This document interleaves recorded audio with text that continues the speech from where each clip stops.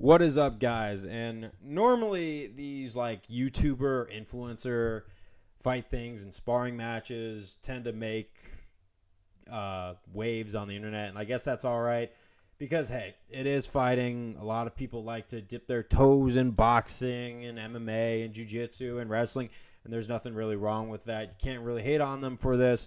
But we just recently had Sneako, who just recently has been a very polarizing figure on the internet. Now, my thoughts on Sneako are basically derived from Brennan Buckingham, who has the most in-depth beef with Sneako, and I 100% side with Brennan because he really, in my opinion, exposes Sneako for who he is, and that's not me being part of the Illuminati trying to take Sneako down because the New World Order is out to get Sneako and everybody hates him or something.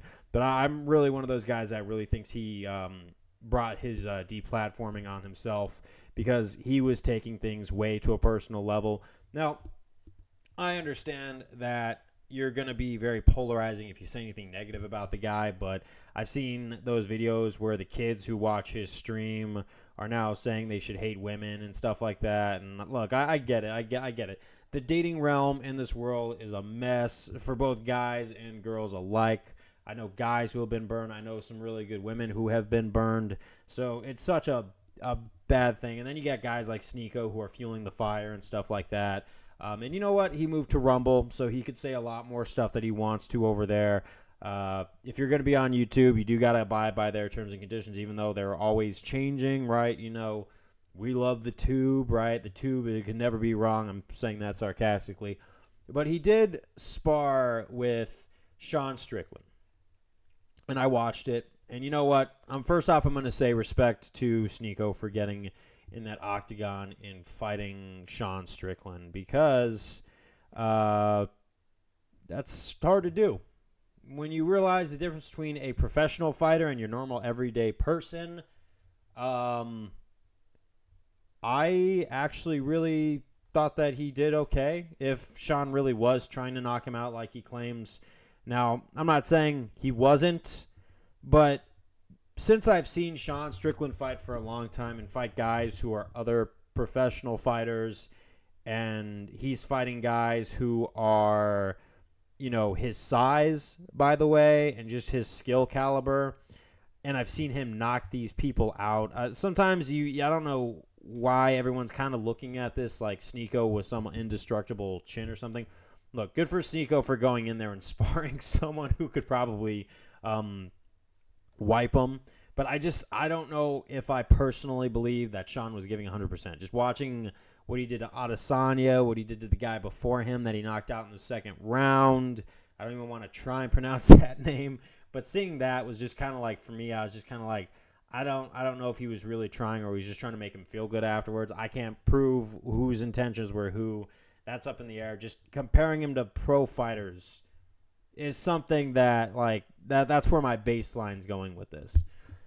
But having said that, and I did bring up Sneako and Brennan Buckingham, I think that since some people are saying that Sean Strickland was not going 100%, I'm kind of on that camp. And then those people who are saying Sneako took a challenge and took a loss on the chin. And you know what?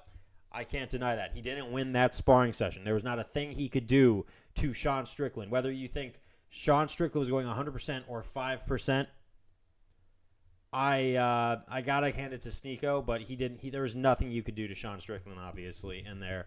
Any normal person probably couldn't do anything to Sean Strickland. But based on the YouTube influencer thing, I think I want to give a match out there because I've seen Brendan Buckingham when he boxed Ice Poseidon, and it was pretty good. And Brandon Buckingham, it would be a really interesting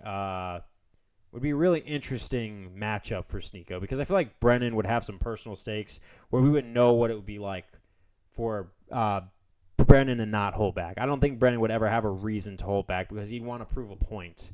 Because you look at their beef, Brennan exposed Sneako for being a grifter, and that's also another thing. I don't trust Sneako 100% based on Brennan's video. It's like 2 hours long. Go watch it, called The Truth About Sneako by Brendan Buckingham. Whether you agree with Sneako's deplatforming or not, I just, there's so much weird stuff about the authenticity about this thing. Now, obviously, hear my case out. Don't be a Sneako fanboy or don't hate him all you want. I'm just trying to look at this through a non-biased camp, but just seeing how what I've seen from Brandon Buckingham's video to how Sean Strickland handles normal everyday UFC fighters, it's kind of like I want to give Sneako respect for taking that challenge, but I feel like if he really wanted to show that he could fight, he would fight someone of his caliber where it would be an interesting matchup. But even then, I mean, I think Brandon Buckingham would win that fight. But I would like to see him fight someone like Brandon Buckingham, not pick on someone like Charlie, a.k.a. Moist Critical or anything, but someone who wants to actually fight him and someone who is not a professional fighter status. Even though Brandon Buckingham has really good jiu-jitsu and has really good wrestling credentials from his high school background, and that would add some toughness to him, which would really help him in boxing. I'm of the firm belief that like I would like to see that fight before I would be able to have like any other shred of evidence to see how good Sneako really is boxing or anything like that.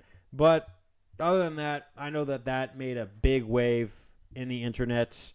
That's just my take on that.